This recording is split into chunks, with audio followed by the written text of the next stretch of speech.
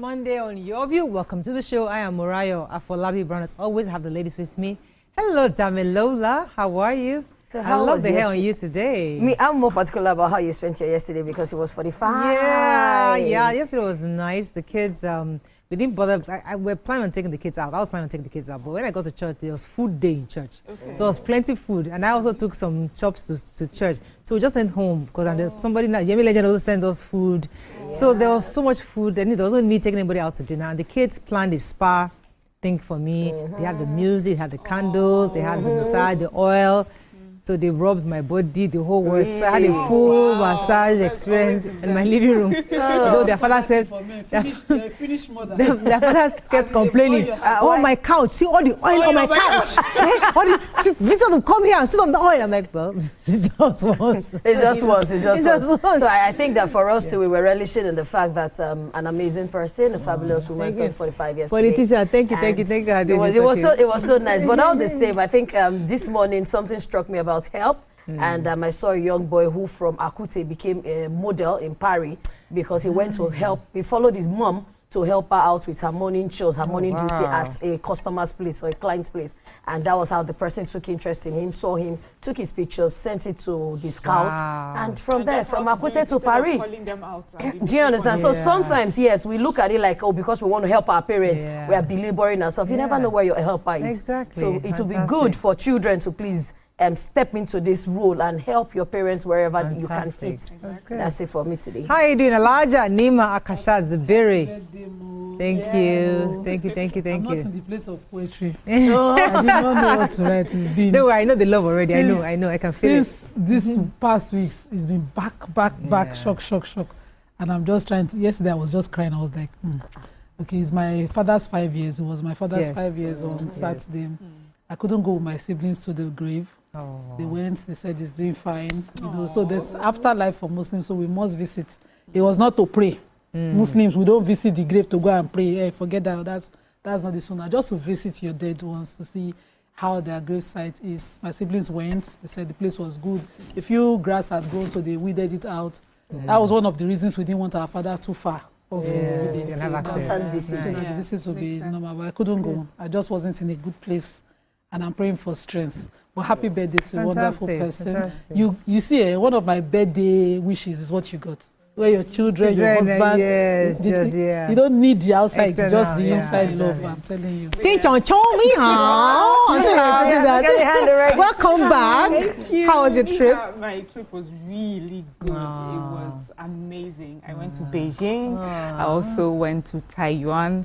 Beijing is very much like Abuja, but I've been telling people it's like Abuja but times 100. Tell me about it. Like the skyscrapers, every time my phone, it got full. There was no need. I was like, you cannot capture the beauty of China on just your phone. It was just better to just experience it. It was so beautiful. But you know, beyond the infrastructure and technology, is the people. The people are good people, well-behaved, polite, kind people. In fact, one of the we had someone on our group who had a medical emergency, and they saw to her quick, sharp like that. Like she had a surgery, and they were like, if you don't do it in 6 hours, you'll be gone. Yes, and it's not bad. Quickly, you know how you go and do an X-ray. As you're doing the X-ray, the result is coming out. As you're doing your blood test, the thing is just coming out. Not 2 days, 3 days. No. They don't do that. It was just amazing. Wow. Then the seminar which I went for was work safety.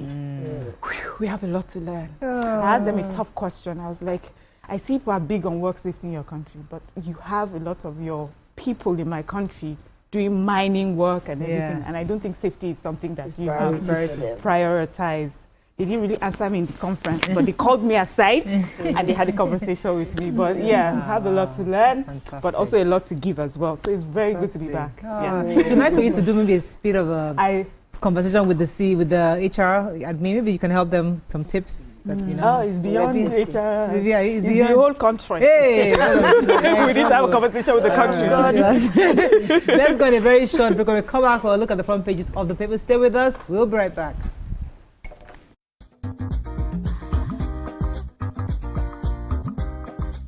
Stay tuned. Your View will be right back.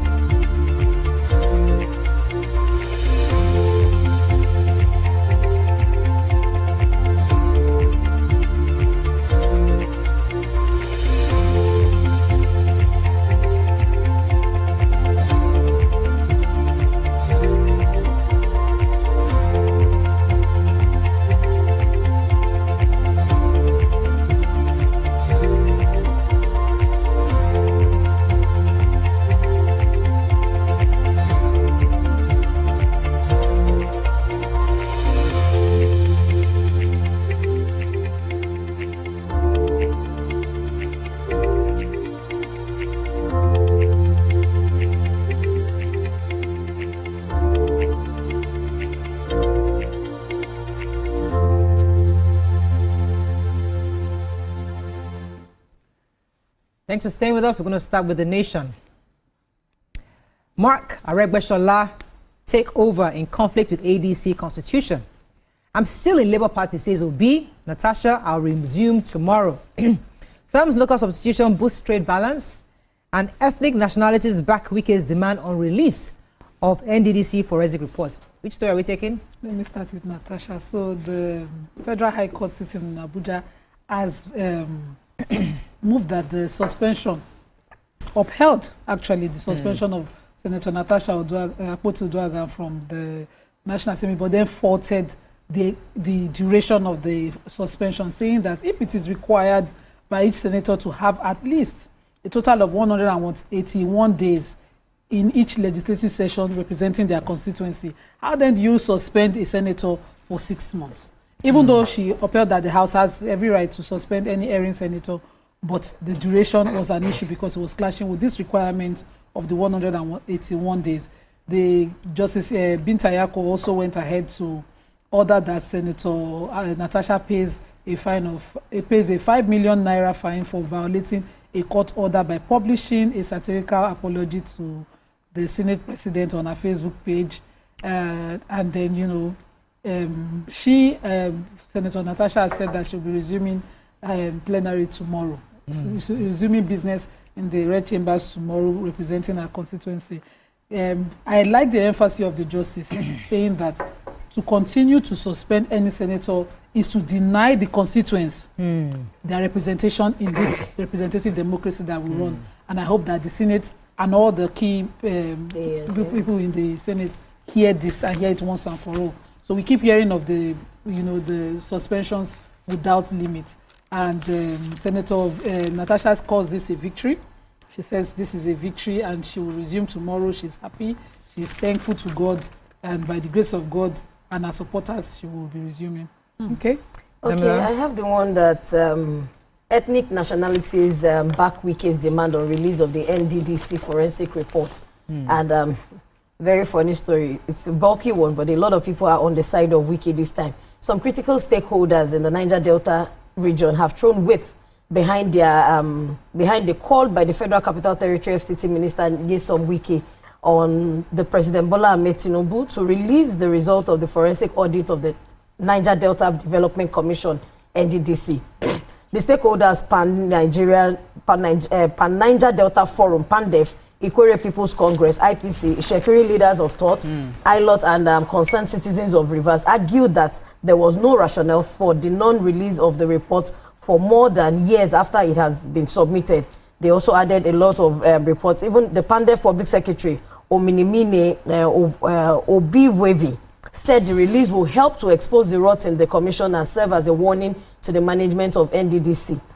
He also mentioned that the recall, that they are not happy that the recall has not been, the report has not been published because this report was initially submitted during the time of Buhari, during the time of former President Muhammadu Buhari on October 18, 2019. It was report was audited and it was ordered, but officially submitted in September 2021. And a lot of people have called it embarrassing. The Wiche, who is the national chairman, Livingstone, IPC, he also commented on the said report. The Senate President, Godswill Akpabio, also mentioned that who was the Niger Delta minister then, also mentioned that it was the forensic exercise was very necessary for the reposition of NDDC and that the report should be published, that there was no reason why they would have had the report and not publishing it, that it means that President Tinubu will allow some people to smile home, which was not supposed to be, that they should expose the rot in the NDDC as Wike has called for.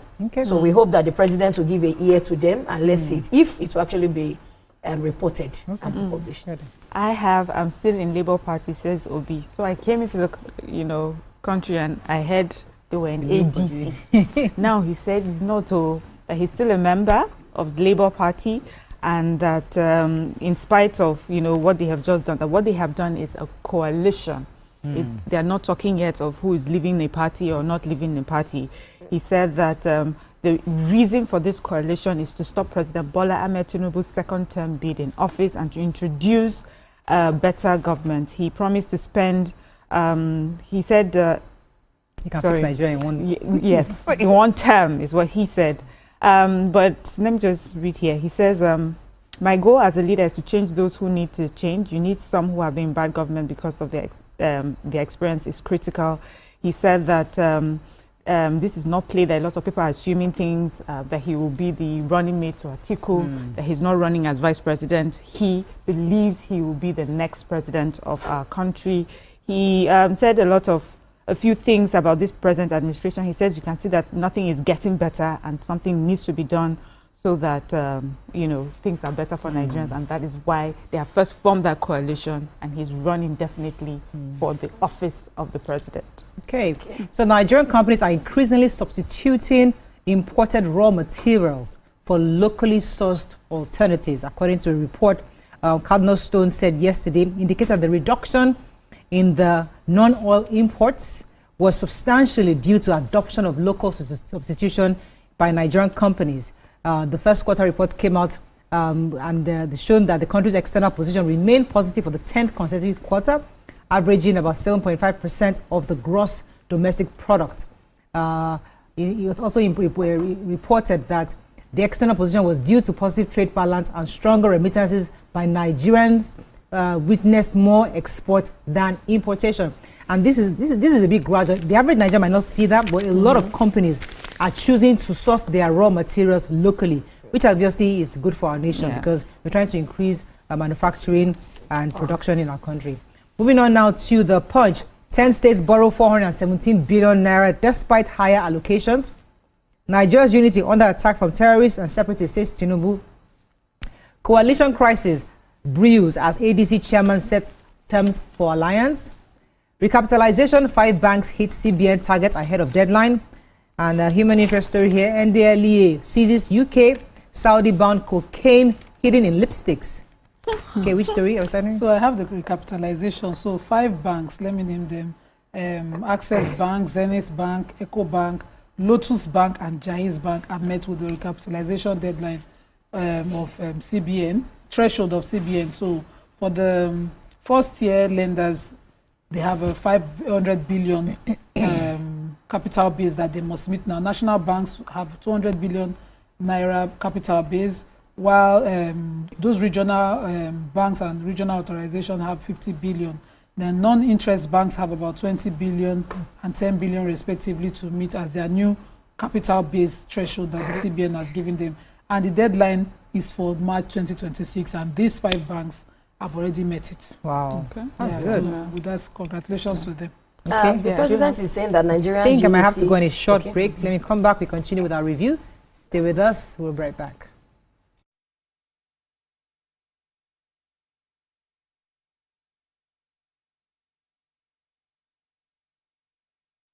Hey, my people, I greet you plenty. My name na Chika Okeke. My name na Uwi Balogun. My name na Damilola Banire. My name na Moyo Faraway Ahmed. If you also call me Moyo Listy. And this na Abigail. And I dare on top your view pigeon. I'm going to bring you bass, boost. I don't get person will be single mother before. He carry another man show say now my husband be this. Now wetin you want? After that day, the man you no go see am again. If you snooze, you lose. If you miss this show, you miss out. On top this our show, I not dey gree for anybody. When you dey friend the husband, you not see sign say the guy small thing don't vex, don't use signs dey always. If they look for person, we go give them to you. Fact as it be. Men no dey ever get fault. If baby not dey for her, na the woman. Talk no dey be person, you make person no fit talk true inside. But for this country, we not say if we open court in the morning, waiting no good, no good. Me and my sisters, hey, we go tanda gidigba for inside studio to give una all the latest information. We no even take responsibility for the children. Leave the man. And that's some poria.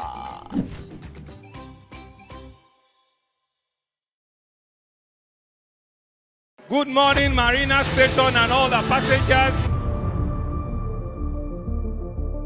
Efficient, it's comfortable. This development will go a long way in reducing congestion and emission. The trains are long-term solution to Lagos traffic challenges. This is where we take the final, decisions on policies, programs of government that will have to ensure that, the narration of Lagos as a PLC is taken very, very seriously.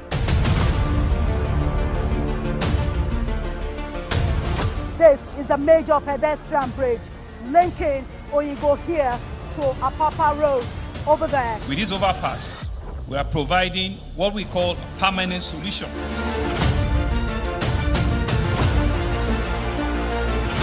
This place is one of the most dangerous areas at the biosecurity environment. This can go into the news and every crimes of your neighborhood. Our goal is to remain as Africa's model megacity, to move our GDP from the 5-6 position to the 3rd position, and we believe is achievable with all the commitments we have. Explore the city of Lagos, where dreams are made and possibilities are endless.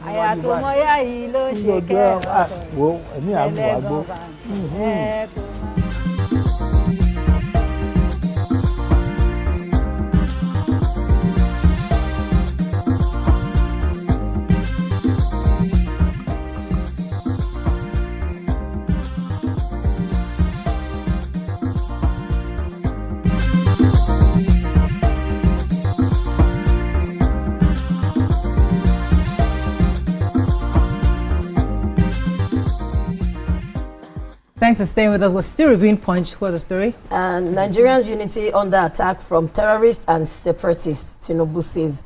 President Bola Ahmed Tinubu has described terrorism, insurgency, banditry, and separatist movement as grave essential threats to Nigeria's unity. His warning is that they must no longer be seen as minor disturbances. He therefore ordered that the Nigerian armed forces and security agencies to decisively confront terrorists, bandits, insurgents, and separatist agitators threatening the nation's unity and peace. The Vice President Kasim Shettima delivered this speech at the grand finale of the 2025 Nigerian Army Day celebration held on Sunday. He also said that the president has said that the military has their full backing and they should act without fear or hesitation. To the officers and Nigerians and the soldiers of the Nigerian Army, I say this with absolute clarity. The time to rise is now. You have my full authorization and the trust of the Nigerian people to confront and defeat those who seek to undermine our nation and its peace and safety. You have my confidence, you have my support, and you have my and you have my prayers, says President Bola Ahmed Tinubu. So that is not enough. I'm sorry, Mr. President. We've been hearing this since Jonathan's time. AUB president has assured us over and again. So they need more than assurances, they need more than prayers, they need actual work to do, and the utensils, the equipment to use. And you know, we're just tired of the rhetoric, but we hope that indeed that these guys are given the support they need. But go ahead. Yeah, I have it say at least 10 Nigerian states collectively increased their domestic debt by 417.7 billion naira year on year, despite a significant rise in revenue allocations from the Federal Account Allocation Committee, which we all know as FAC. So this analysis was done by the Debt Management Office, and it was laid out in their quarterly reports. And they just say that Rivers, Enugu, Niger, Taraba, Bauchi, Benue, Gombe, Edo, Kwara, and Nasarawa raised their combined debt stock from 884.9 billion in the first quarter of 2024 to 1.3 trillion in the first quarter this year, 2025. So the questions, so what does this mean? So the questions that people are asking is, why does this seem that even though we are states are receiving more higher allocations, their debt is still high? They say that it raises a question about fiscal prudence, the long-term sustainability of borrowing at state level. This report goes to show each state what the amount that they have borrowed and the percentage increase. But I think when you read it, you can see all the figures. They just said that I think it was Bauchi State. They said they had they recorded a slight decline, but basically it's just their debt stock is rising in spite of increased allocations to the state. So I guess everybody go to your various states, governments and governors and start to ask the question, what are we spending money more on? What are we seeing more of if you are borrowing as well as collecting higher allocations? Okay, let me take the NDLEA story. So the agency had intercepted cocaine sealed in lipsticks and property title documents bound for United Kingdom and Saudi Arabia. The operatives attached to the Lagos logistics firm discovered the consignment on Thursday. A statement by the anti-drug agency on Sunday indicated, he said that a total of 420 grams of cocaine were hidden in 84 pieces of factory-fitted female lipsticks heading to the UK. While 280 grams of drugs were also found inside a certificate of occupancy. How do you do that? Being sent to Saudi Arabia. I thought certificate of occupancy is a document. Yeah. So how is that? It's a fact. So that's how NDLEA saved the life of that one going to Saudi. I'm saying they would have just beheaded the person in that country. Moving on to Daily Sun. God help us. God help us. So. Concerns rise as Nigeria's fintech startup failure surges. H2, that's the FG faces 8.5 trillion naira borrowing gap amid soaring debts. 2027 pressure mounts on Obi to run as Article's VP. Wike urges Nigerians to pray for Tinubu. 39 die, 3 injured in Kano, Lagos, Ogun road crashes. NLC threatens mass action over economic hardship, insecurity, and local government fund diversion. Okay, which story are we starting with, Son? Black Sunday in Lagos, Kano, as 29 die in auto crashes. And it was a Black Sunday in Kano and Lagos, respectively, as 29 people were killed in 2 separate road disasters, while 21 passengers died in Kasua, Dogo, Dakar, Stali, along the Kano Zaria Road. 8 persons lost their lives in the Badagry area of Lagos State. In the statement signed by the Public Relations Officer of the Federal Road Safety Corps, FRSC Kano State, Abdullahi Labaran, he explained that the accident occurred around 8:23 a.m. yesterday. And according to the statement, he also said that preliminary investigations conducted by the FRSC rescue team revealed that the crash was caused by route violation by the driver of the Toyota Hummer bus, which also caused the head-on collision with the trailer. And giving more details of the tragedy, the statement noted that a total of 24 persons were involved, adding that while 21 persons lost their lives, 3 others sustained varying degrees of injuries.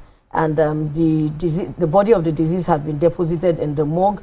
And also, meanwhile, 8 people were injured in the auto crash that occurred around Badagry area of Lagos State. The accident involved a commercial bus and a DAF truck at Atura bus stop area of Badagry. Lagos State Traffic Management Authority, LASMA, blamed the accident on carelessness and overspeeding. According to LASMA, the first respondent to the scene of the accident, it occurred at Atura bus stop inbound Badagry, involving a 16-seater commercial Mazda bus with registration number KJA811YF and a DAF truck with the number plate T14636LA. And the director of LASMA also mentioned that, of course, the causes of both traffics have been identified as overspeeding and the drivers not having full concentration on the road, on the route on the road. So we hope that the families have the fortitude to bear the loss. They have to drive a long stretch of road. It's a far road, so maybe some of them are tired and refusing to park. Yes.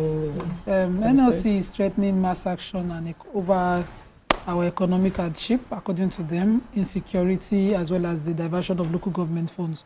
So in a communique, the NLC had their meeting in Ogun State. The Central Working Committee of the NLC had their meeting in Ogun State over the weekend, and they reached a few communiques. One signed by the President, of course, Joe Ajero, as well as the General Secretary, Comrade Emmanuel Ubuaja. And some of the issues that they have outlined is the continuous withholding of local government funds due to Osun State, as facilitated by the Office of the Attorney General of the Federation and the Federal Ministry of Finance, as well as the CBN. They describe this as a blatant violation of the Constitution, the Fiscal Responsibility Act, as well as the judgment of the Court of Appeal, affirming the legitimacy of the current local government leadership in Osun State. So they also went on to say that if this monies continue to be withheld unconditionally, and they would provoke decisive action to protect workers' rights. They want the government to do the needful unconditional release of the funds. They also said that unless government and security agencies act, the looming threat of famine due to farmers' inability to access their land would worsen food inflation in the country, asking that something needs to be done around the area of security immediately. They also said that any move to strip labor issues from the exclusive list, legislative list, would call for mobilization, and they're asking workers around the world to mobilize and picket offices of any lawmaker supporting such a move, as it is now in the National Assembly. They also reaffirmed their support for local government autonomy and genuine fiscal federalism, electoral reforms, and the stronger leadership recruitment process to check state capture and mediocrity. And these were some of their decisions. They also decried the ongoing trade union violations of the Trade Union Act by employers forcing workers into specific unions and vowed to back affiliate unions in picketing defaulting organizations. So those are some of the 5 of the issues that they outlined. Moving on to Vanguard. Yeah, please go ahead. Yes, this is concerns rise as Nigerian fintech startup failures surge. They say that this particular report reads quite poetically. It says a silent virus appears to have crept into the Nigerian fintech startup landscape. It says leading to the early demise of promising firms. So they say a reasonable number of them abruptly shut down even before the fanfare that heralded their takeoff faded.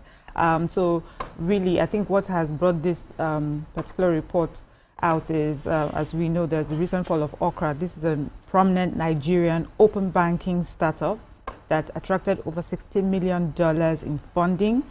And I think this was May, we heard of, the collapse of this, or the quiet close down of this particular startup. And they said that this is one among so many others in Africa. They said about 15 African startups, including several in Nigeria alone. And they said that this trend, is quite concerning, and people are questioning what could be the reason for this. They said that there's been significant decline in venture capital deals for African fintechs between 2022 and 2024. So this led to falling overall investment in African startups. They said this drought left many promising startups running out of money, struggling to secure essential follow-on rounds. There are just so many other things, that they mentioned could be the reason why the startups are failing. I remember, I think it was on X, I was reading a post made by GOTV CEO, I think the husband of the CEO, and he was just talking, yes, how tough it has been. It was quite a promising startup, but they're saying that in comparison to other startups just like them in other continents, we're doing much better. There's just so many things that are affecting us here in Africa, especially in Nigeria, with our changing policies, lack of funding, and things like that. It's just quite concerning, as we have a lot of our young people, especially in the tech industry, just coming up with startups like this. So what this would mean is that a lot of investments will be going away from us, Africa or Nigerian companies like that. So I just hope we are able to sort this out. Unfortunately, that's all we can take on Front Page Review this morning. When we come back, on to our hot topic of today. Stay with us. We'll be right back.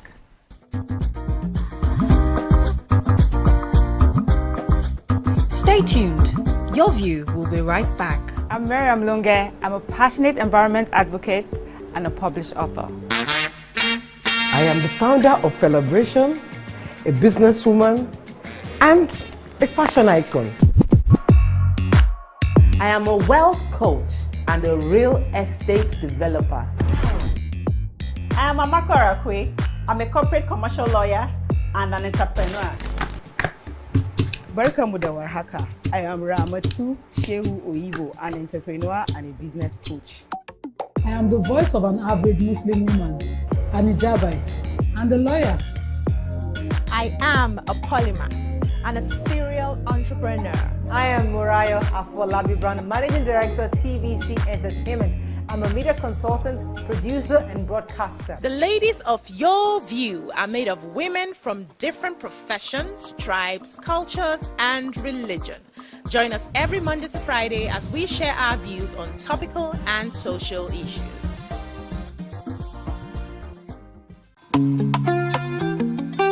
Get ready to step into the heartbeat of your city like never before. Welcome to Events Diary, where every moment is a celebration. From the electric energy of Owambe extravaganza, to the richness of our culture, to the sophistication of corporate gatherings, Events Diary is your VIP pass to the hottest gatherings in Nigeria. And guess what? I'll be your guide, your style icon. Each week, join me as I transform from traditional chic to corporate sleek. Whether it's a birthday bash or a high-profile gala, you won't just see it. You'll feel like you're right there with me.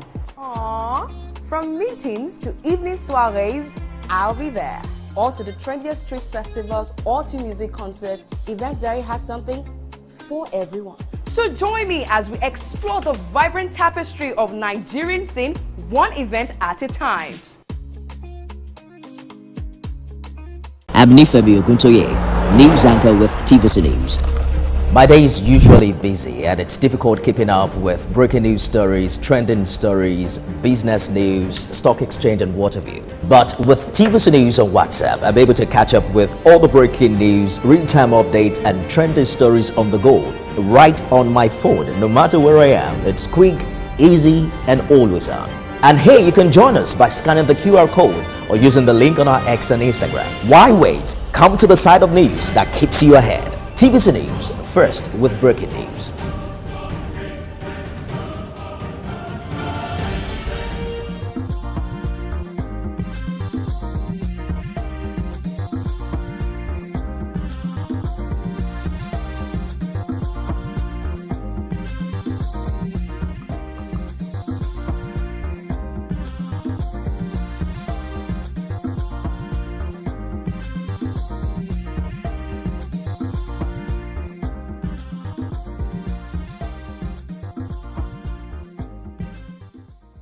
Thanks for staying with us. As I said since last week, the only news in Nigeria right now is the coalition. If you hear coalition, you hear ADC, you hear ADC, you hear coalition.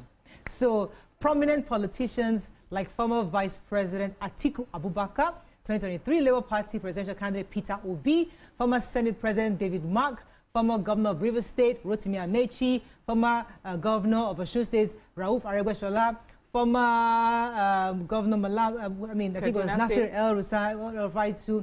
The whole works of them adopted the African Democratic Congress as a platform to spearhead removing President Bola Ahmed Tinubu in 2027. Today on the show, we'd like to hear the views of Nigerians because many TV shows, many stations have been discussing with political pundits, discussions on their thoughts. Everybody is saying their own professional experiences and thoughts. However, we haven't heard from Nigerians. What are your thoughts on this coalition? What do you think about the coalition? Who do you think should be the flag bearer of the coalition? Do you believe that this coalition is the next thing that's going to help unseat the current president? And you believe that this coalition is going to take Nigeria to the next level? That's our conversation. I want to open our phone lines from the start. You can call us on 020-1635-2013, 090-241-63440. You can also send us your messages on X and also YouTube. We'd like to hear from Nigerians. Call us in and share your thoughts on the coalition, on ADC. So there are a few issues, I'd like to just set the tone here. Yeah. So the issue now is, I think Mariam took it during the paper review, that Peter Obi said, we're not in the ADC party, he's still part of LP. So the understanding we have today is that all these guys have come together and said, okay, let us form ADC. Now, there's still going to be forthcoming meetings as regards who's going to be the flag bearer. Atiku Abubakar, as we know, has the money, he has the war chest, he has the funding, he has the ability to win elections according to many who believe that he has the money. So he wants to be the flag bearer. Peter Obi, who won Lagos State, Abuja without a structure, who has a youth following, he has a strong following on social media, he believes he should be the flag bearer. Rotimi Amechi, I'm not sure what his cards are. He's also interested in being a flag bearer. I'm not sure the role of Rauf Aregbesola and David Mark. I know though they are part of the administrative heads of the new party. But amongst these three key guys, especially Atiku and Peter Obi, who do you think should be the flag bearer? And do you believe that if they become the party in power, do you believe it's going to change our country? That's the conversation today. Who would like to go in first? You just go back. Because I have no idea. You just go back. You want to slightly just go back, but I know you can jump in there. But Dami, you want to go first or Nima? So for me, these are just, I don't want to use, what do you call somebody that is not, what's the nicest way to call a disgruntled person? A disgruntled person. That was too extreme. Concerned citizens. No, people are not happy. Yes. Unhappy They are not disputing that. They are not unhappy disputing career politicians have found the common ground to meet. ADC is an existing party, has never been able to win an election, not that I know of. And so they found it. Now I understand why people register so many parties. So just don't worry, just keep your party in the bank. One day they will have need for it. So I understand this gathering and measure that they're doing, but then for me, at this meeting, it's the same rhetoric, the same pain that Nigerians are having that they are going to just be replaying. Because I saw that everybody in that setting have already had a take at office. All of them, they have gone and come back. They are not happy. They are not saying, oh, we have 140-year-old in Rivers State who Amechi mentored.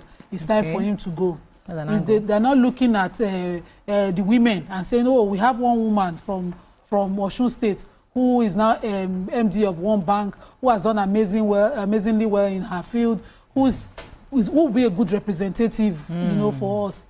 They are not looking at it. They are not giving us the set. They are not going to give us the set of cabinet that Obasanjo had. There's not going to be Okonjo there. There's no Obi there. There's nobody returning from after achieving, technocrats' life success that are coming back. These are the set of people that are forming the party. Personally, I'm not interested. Okay. Watching them, I want a feel of, a breath of fresh air. I want freshness coming back. We have young, amazing Nigerians. Can I challenge you on that? Can I challenge you on that? Because when you say you want a breath of fresh air, Showore came the other day. None of you voted for him. He's a breath of fresh air. Young people didn't come behind. So it depends on the breath. No, because they all say there was YPP. There are other parties. All the fresh. There are other parties. Young people's party came. With all due respect, you guys didn't come forward. With all due respect for Showore, I did not like the aggression. Okay. So personally, I couldn't. Aggression is a problem. Yeah, no. For whatever reason, I just couldn't trust.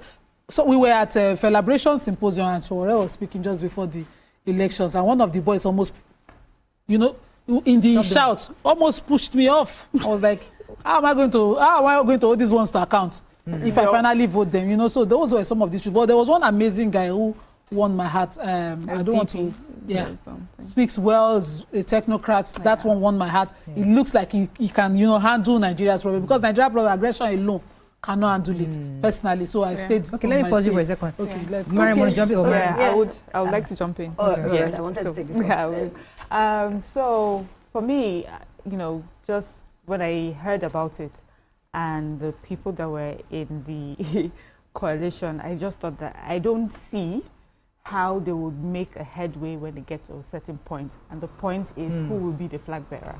Because we have everyone in that group feels like they deserve it. As you mentioned, we have the Atiku who has been running for many years. And frankly, that man believes it's his time, anytime, And then I see Obi, who I feel that, personally, I don't see how this works for his benefit.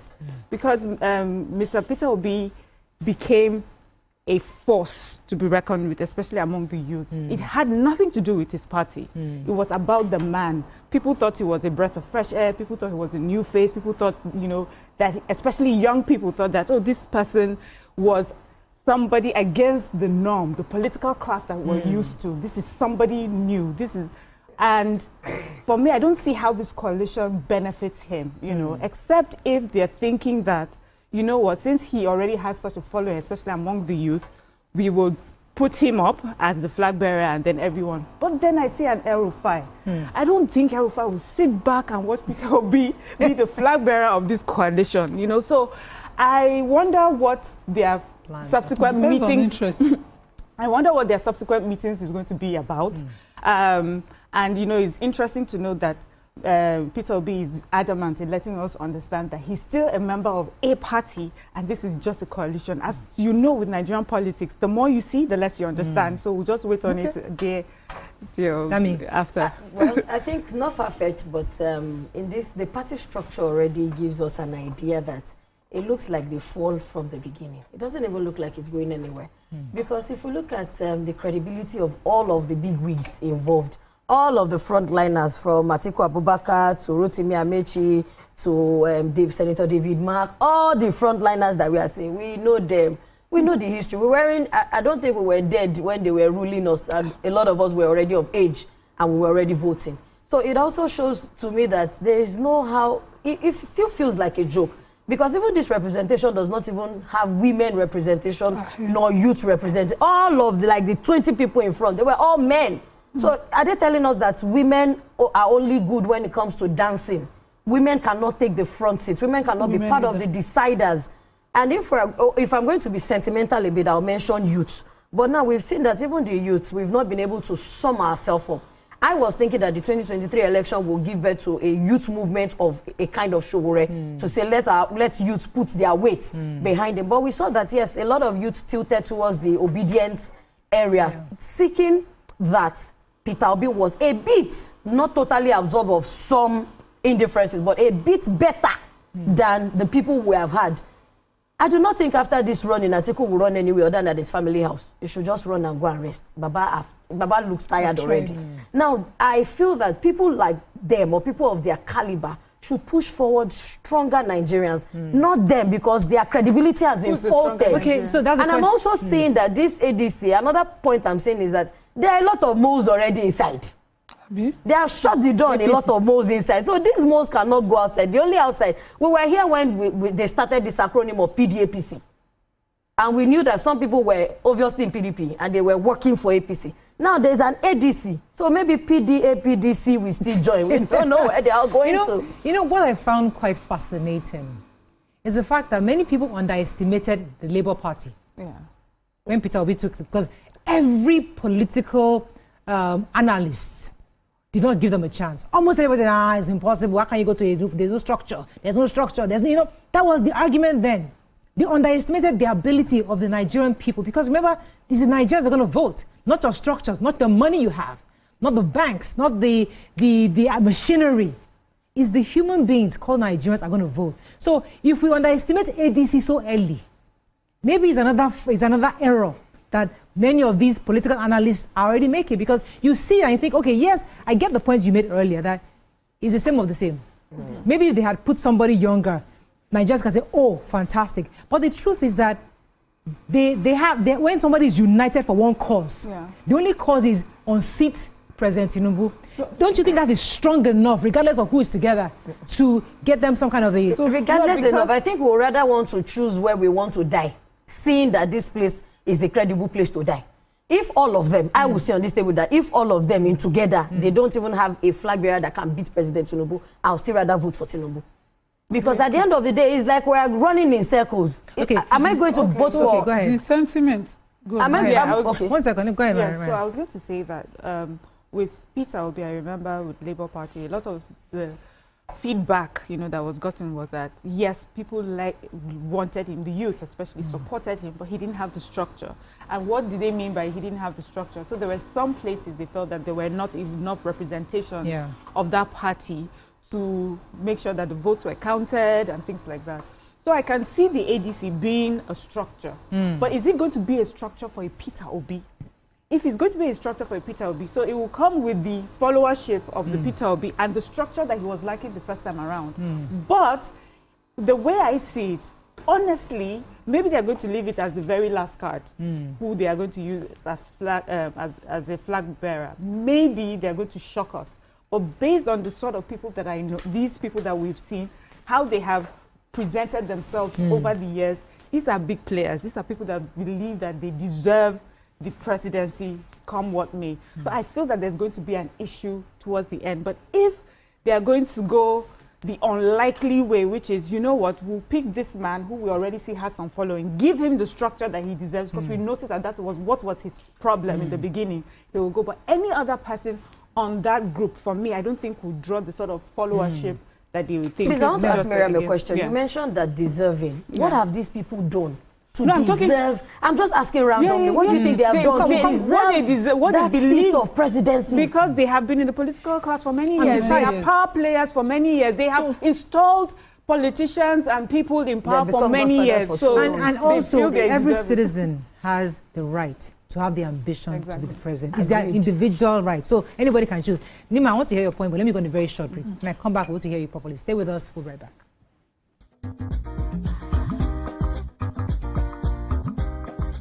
Stay tuned. Your View will be right back.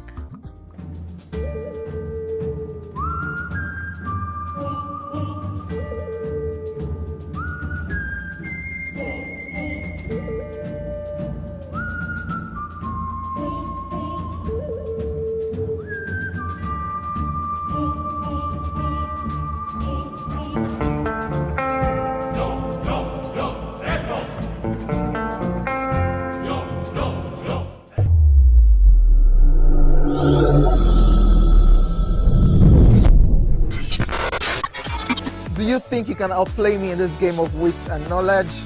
Can you go 7 rounds without flinching? I meant answering 7 questions correctly. How well can you hold your liquor? If you're curious, then join us for the most exciting conversation and games with your favorite celebrities on 7 of 7.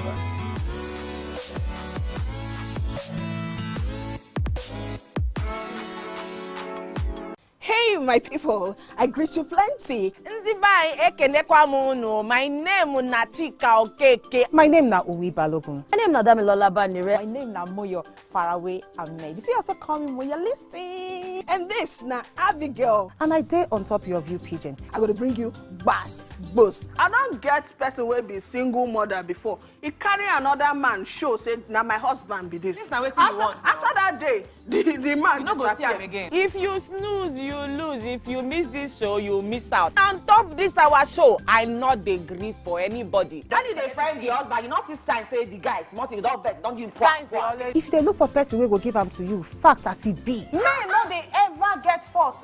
If baby not dey for her, na the woman. Talk no dey be person, you make person no fit talk true inside. But for this country, we know say if we open curtain in the morning, waiting no good, no good. Me and my sisters, hey, we go tanda gidigba for inside studio to give una all the latest information. Husband, we no even take responsibility for the children. Please the man. And that's some poria.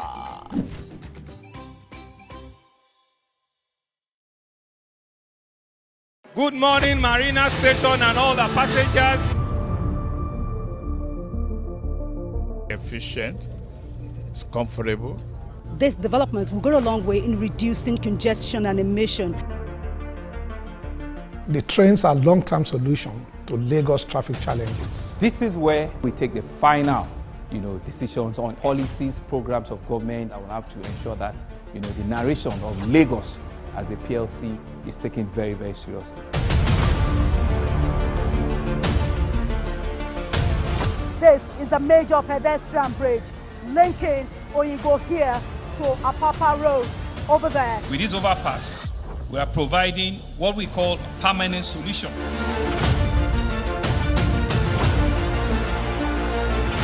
This place is one of the most dangerous areas at the biosecurity environment. This can go into the news and every crumbs of your neighborhood. Our goal is to remain as Africa's model megacity, to move our GDP from the 5-6 position to the 3rd position, and we believe is achievable with all the commitments we have. Explore the city of Lagos, where dreams are made and possibilities are endless.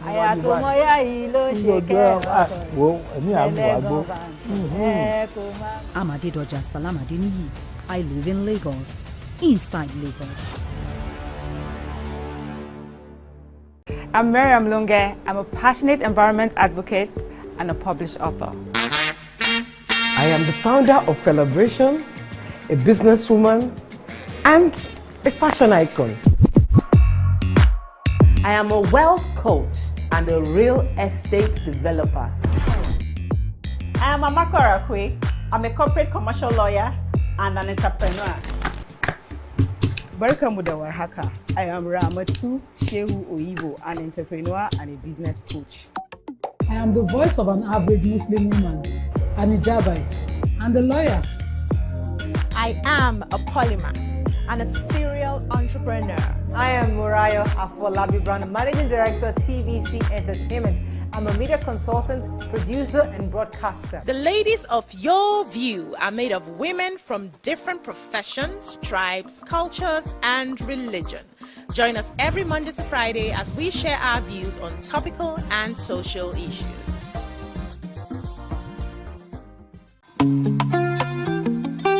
Get ready to step into the heartbeat of your city like never before. Welcome to Events Diary, where every moment is a celebration. From the electric energy of Owambe extravaganza, to the richness of our culture, to the sophistication of corporate gatherings, Events Diary is your VIP pass to the hottest gatherings in Nigeria. And guess what? I'll be your guide, your style icon. Each week, join me as I transform from traditional chic to corporate sleek. Whether it's a birthday bash or a high-profile gala, you won't just see it. You'll feel like you're right there with me.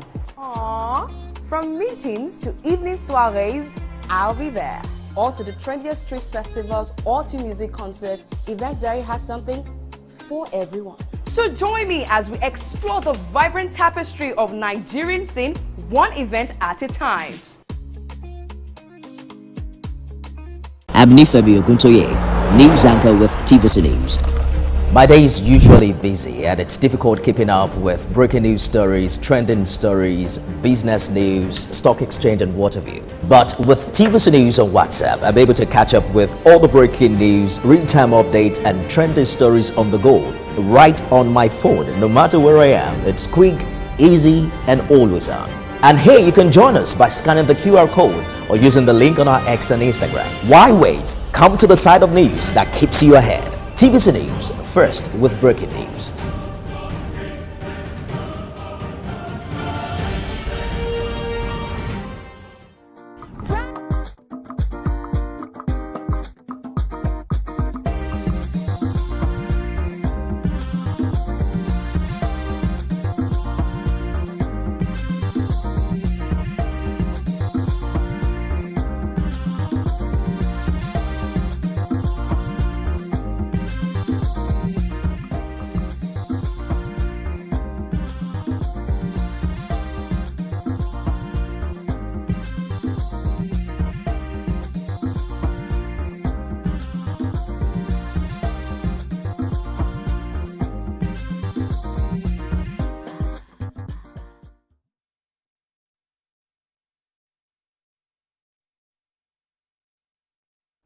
Thanks for staying with us. We're still discussing the coalition, ADC. I love that word, coalition. It's a new word of the season.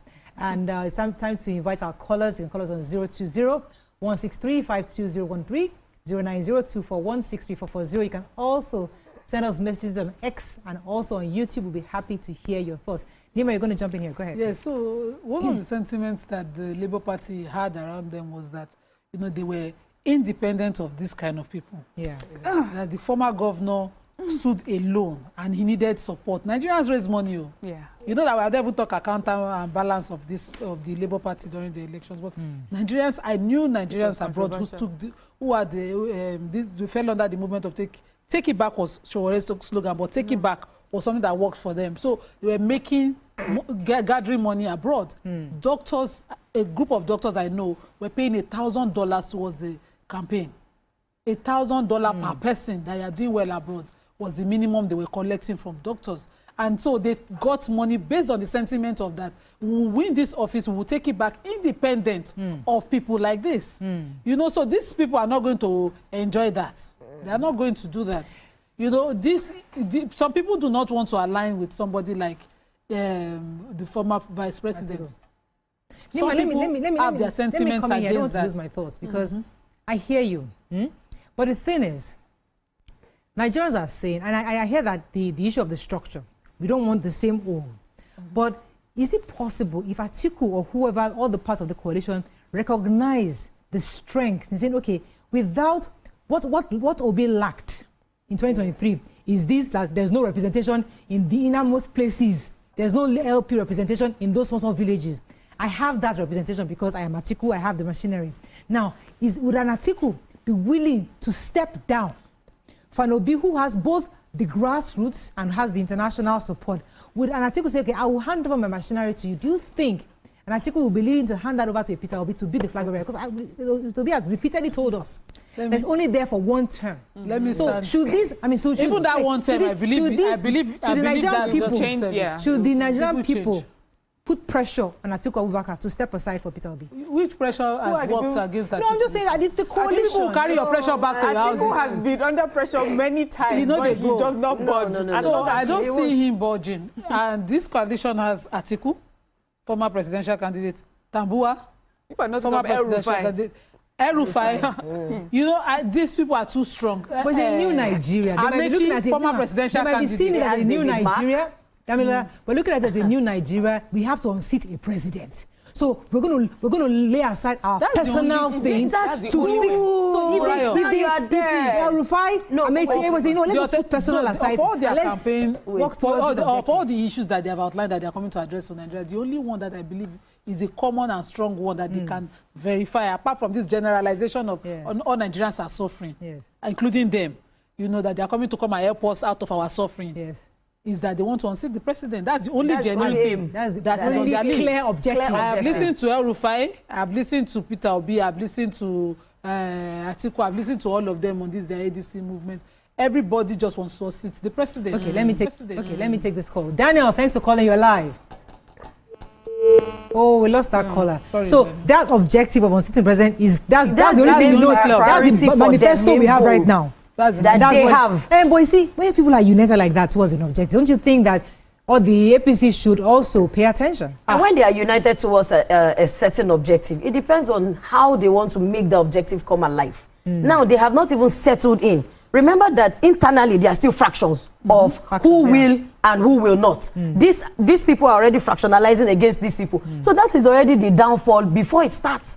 You know, when you talk about the end from the beginning, this is the end we're already seeing, because there is no how I want to see an Atiku who has been running for the longest. On this race, Atiku has been the longest runner. I don't see how an Atiku at this last minute. That's experience. He has experience. We are not faulting. But the experience I don't see how him as a last minute person will be the one to come to a play to say, okay, Obi, you move. Atiku for the longest. We may be getting a bit ahead of ourselves, until we hear from the coalition, because what I have heard today, especially from Peter Obi, is it's not a party, it's a coalition. So it's a gathering of people to unseat a sitting president. And whatever is needed to do that is what we're going to do.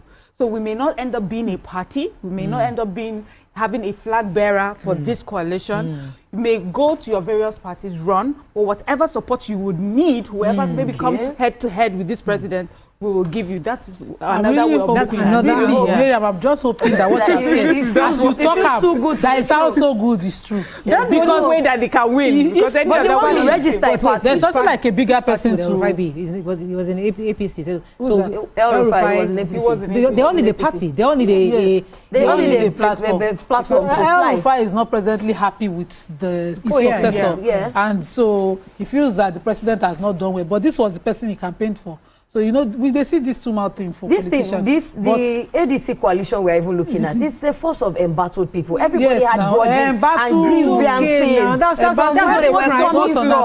It's not a crime to be embattled. But how do you now want to push forward your grievance? Now, there's no common ground. They're not pushing forward any grievance. They're saying they're all embattled. The common goal and the common ground is to unseat the president. It's not as if they want to do anything for Nigerians and they are not thinking about us. We are the ones thinking about them. What are they thinking? What are they doing? What do they want to achieve? Yeah, so now that falls on you as the Nigerian. Now you now see them for what they stand for. The goal that they have, does it align with your goal as a Nigerian? If it does, then you support them. If it doesn't align you with your goal, then you go to which other party? Let me quote Professor Fatutomi.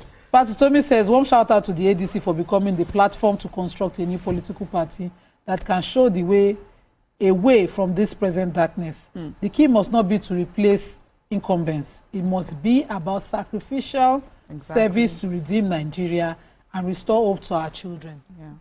Summarize. But when I look at El-Rufai, the grievances every time, I don't think he's fighting for my interest.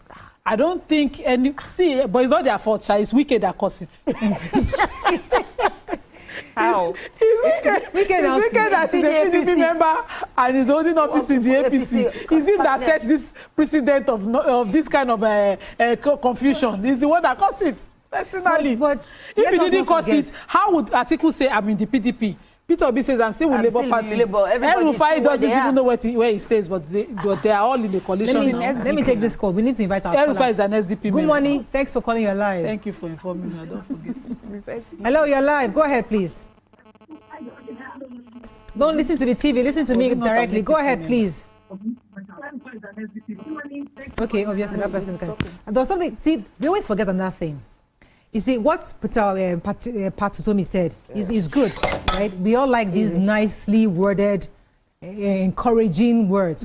But winning an election is about strategy and calculation. Exactly. So no matter how lofty your ideas or the patriotic words you put out there, at the end of the day, it is about strategy. Who is the best person for the job? Who can we leverage on to bring the presidency to the party? So that's the conversation we're having. Atiku has a strong position, not just because he has the money, but remember, for every election, you need the North. Yes, there's another. That's a crucial part. Yeah. You need the North. I'm not sure how strong Peter Obi is in the North. I don't think he's that strong. He's not that strong. Whether we like it or not, so my question is, should Peter Obi accept a vice presidency position? If indeed he's offered, because he's always saying that he's not here for VPO, he's here for president. But you need the North. So are you going to expect that Atiku will get his northern machinery to work for you as president? It's a conversation we want to have. I think if Peter Obi accepts the vice presidency ticket, he will lose his core followers. I think a lot of people have followed Peter Obi specifically because they want a change from the norm. And if he does that, they will think he has, forged a relationship with those that they are standing against. So that's why I started when we started having this conversation, that I don't see how this benefits him if he's not the person that they are hoping to push forward. But is he humble enough to accept it such that it benefits him? Because Atiku's game plan is, let me enter now, I'll do one term and I'll hand over to you. It's easier. So he's guaranteed the presidency. So Atiku says, let me be president now. After 4 years, I'll hand over to you. In my own opinion, I don't see an Atiku winning, getting the support. Let me put it this way. I don't see an Atiku getting the sort of support Peter Obi got during the last election as the flag bearer of this coalition. I don't think he will get that sort of widespread followership. I also feel that if Peter Obi finds himself as a VP to any of the other people that have been mentioned here, that are part of this coalition, he will lose those who have always supported him. I have to take this call. People just want to see him as the flag bearer, I hear separate from what we already know. So in fact, this conversation that he's having with this coalition, already there are people complaining about it. Why are you yes, they feel like he's playing politics all of a sudden. Again, the question is, if Peter Obi goes to his followers, the guys, I will be president in 8 years. After this, let Atiku go now. All these Gen Zs or the obedient guys, let us support, because we need the North. So if we are there with Atiku now, and then we consolidate on this northern access, then after 4 years, when he's done, I come in as president. That is a bargaining chip to the Nigerian people. Let me take this call from Francis. You're live. Go ahead, please. Good morning, Francis. Are you there? Yeah, I'm here. Go ahead, please. You're live. Go ahead. Yeah. I am one who supports coalition. Okay. But when I look at the coalition, the members of the coalition that have gathered together, one will still say it is the same people. The same people we said they are bad at the other side, they have now come to this other side. It's the same people. And why do we keep having the same people? It's because the people who ought to make decisions, we are hiding. We don't come out. Atiku is about 76, if I'm not mistaken. And Nima asked, Morayo, you asked a question. You said, will Atiku show his interest? Immediately you ask that question, the first thing that just went out of my mouth, that is impossible past tense, because it will not happen. It will not. Will the obedience allow Peter Obi to be a vice? No. Impossible past tense. They will not. If he does that, he will lose his votes. Will Amechi want to run with Atiku? I see that. The obedience will break out. That's why you see all of them. If you're forming a coalition, and you are still holding back to your previous party, which means you are waiting for when something will happen. Let me run back. So if you are running back, then you are not forming any coalition. Mr. Francis, let me. I've been on this seat long enough to hear different conversations. There was a time a few months ago when Dangote came on, and people were saying it is impossible for a capitalist to slash the petrol prices. And in our very presence, he did it. Now, maybe for his own personal, for interest, obviously for his own interest, but people, Nigerians for the first time saw that someone like Alhaji Dangote was even willing to distribute petrol freely across the nation for different reasons. The point is, when you say something is impossible, never say it's impossible. At some point, something might just happen. They said LP was impossible for Peter Obi to run. He won Lagos State. We said it was impossible. Even the people were shocked. So when you say impossible, are you sure it's a fair statement at this time? Because anything can happen. It's not the same. Mr. Francis, are you still there? Oh, we lost him. Go ahead. So it's not the same. It's not. You can't compare the two. I remember that Labour Party was something everybody feared. We knew it was a movement.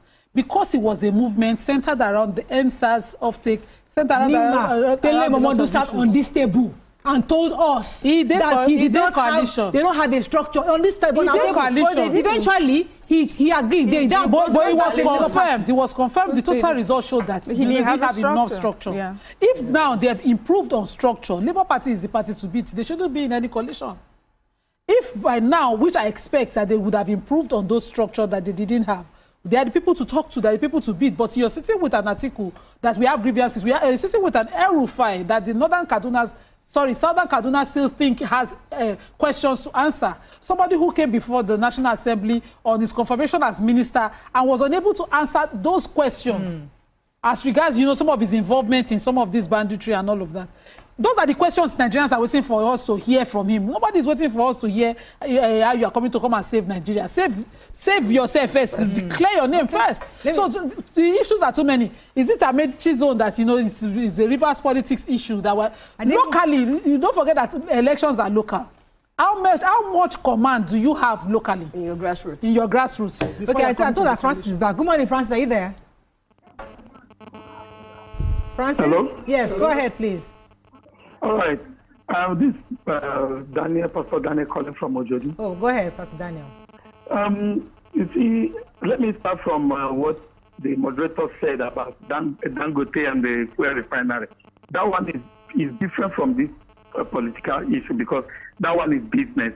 Dangote is one person running his business the way he wants to run it. But now this is a coalition. To me, I find this coalition as coalition of confusion. Because everybody among them there has their personal interest. Who is going to go down for another to rise?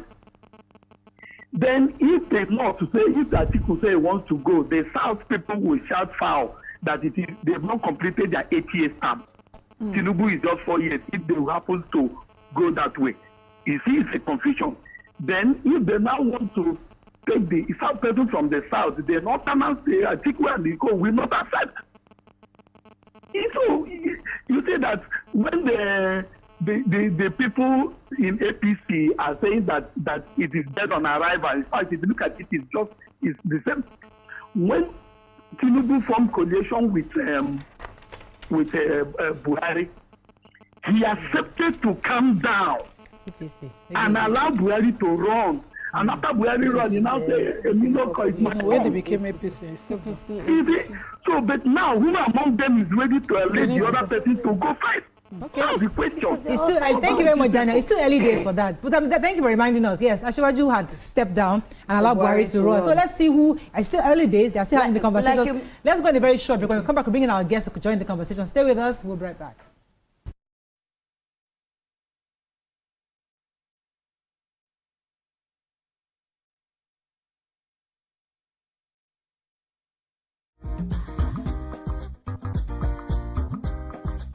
Stay tuned. Your View will be right back. New studio, brand new set, a new face, but still your favorite breakfast show, Wake Up Nigeria. It's a fresh new energy, new vibe. You smell that? Now that's the smell of tasty, tantalizing food from our various chefs.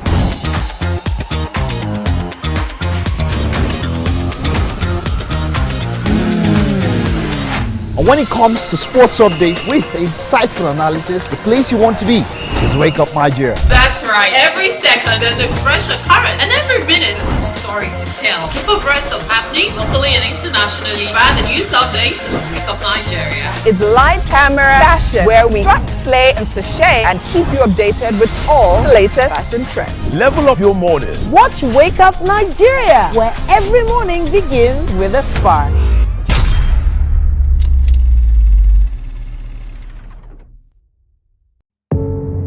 Doubt and fear doesn't occur at the canvas, it shows in the canvas. It shows the conation of raw ether material slabbed, stroked and molded at a pace provided by the doubt and fear.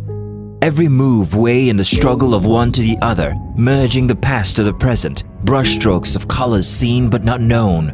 For when the wailing stops, the pieces settle down in abject beauty erected for a century of a century. Speaking, advocating, protesting as the arts are meant to be.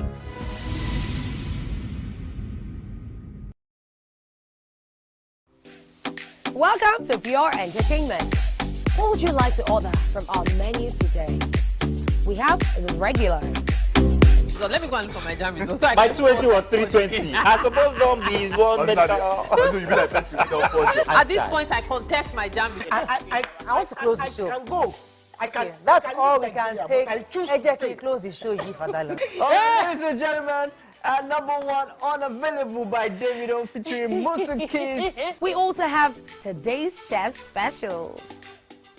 Yo, shine, shine, shine, shiny, yeah. Say recap done, and it's time for number one on the countdown. One of Nigeria's hottest artists right now, his name is Rema, and this one is called Charm. Kick it. Another.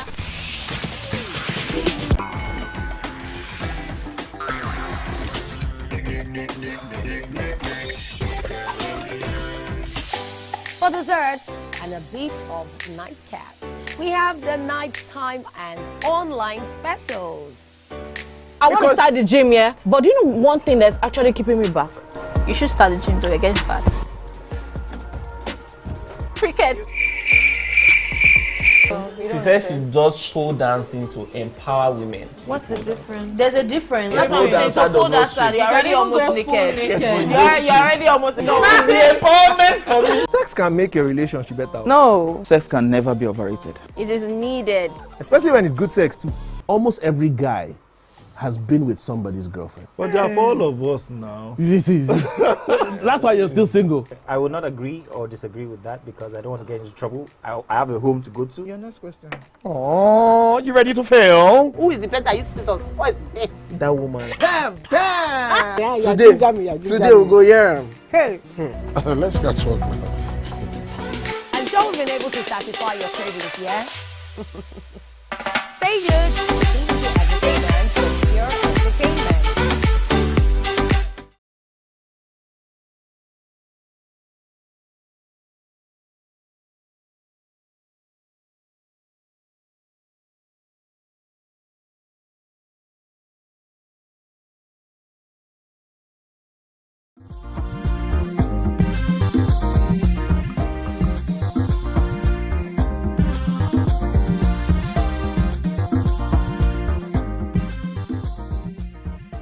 Thanks for staying with us. We're still discussing the coalition. As I said, is the hottest word in the last few weeks in Nigeria. And joining the conversation is a guest. He's the Director General of the Institute of Police and Security Policy Research. Welcome with us, Dr. Charles Omoli, to the show. Now, Abuja Studio, welcome, sir.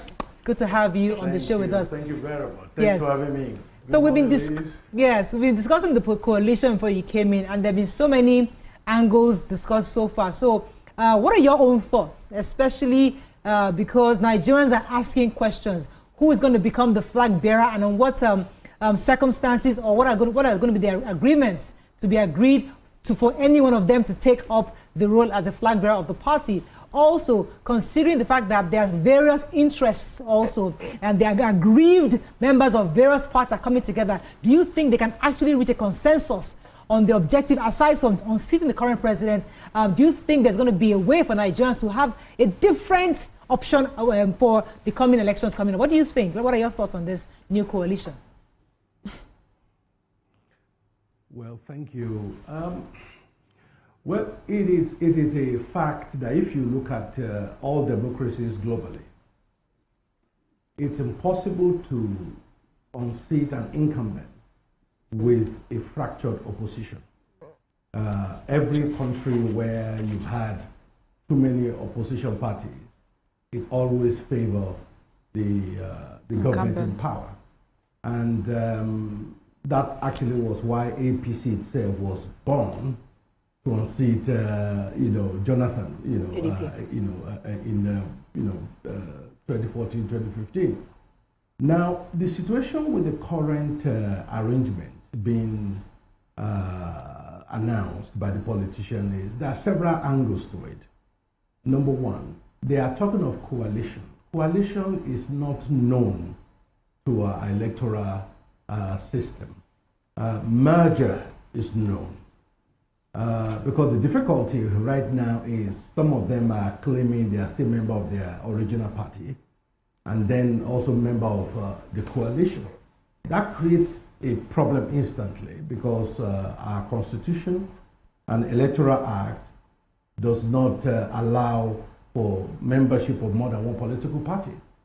Even Nigerians who are not vying for electoral office are not allowed to join more than one political party, and much more those vying to to get into office. So there's a problem, I think, with the way they're going about it. I think they need to either decide they want to merge. Merger will mean those parties, the original parties, will collapse into this new party, and that I think is more effective than this coalition that they're talking about. Also the problem with the coalition is, I think someone of the ladies said earlier that all politics is local. That is true.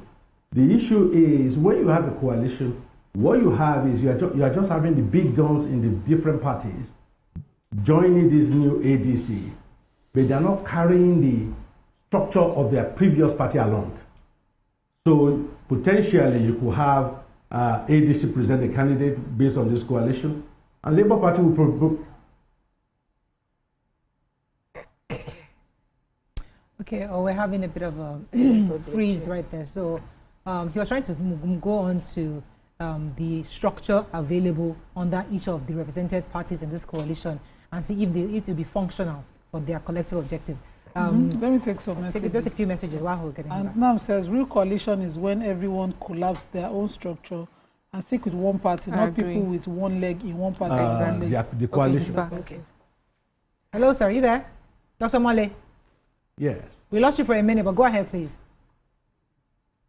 Yes, I said so it's better for them to merge because merging means you are carrying the entirety of the party structure into the new party, into the new platform with you. Okay. That's an effective way to do it.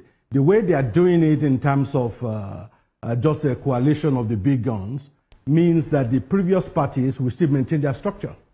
And we also field their own candidates.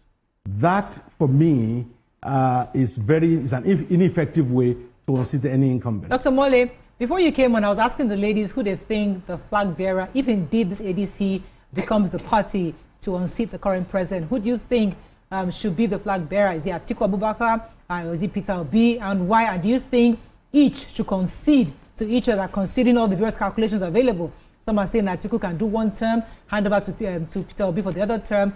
Others are saying Atiku can step down, understand that Peter Obi already has the obedience following to win the election coming up. I'm not sure what Amechi's game is, but he also is hoping to become president. So in all of these, who do you think should be the right choice for the flag bearer?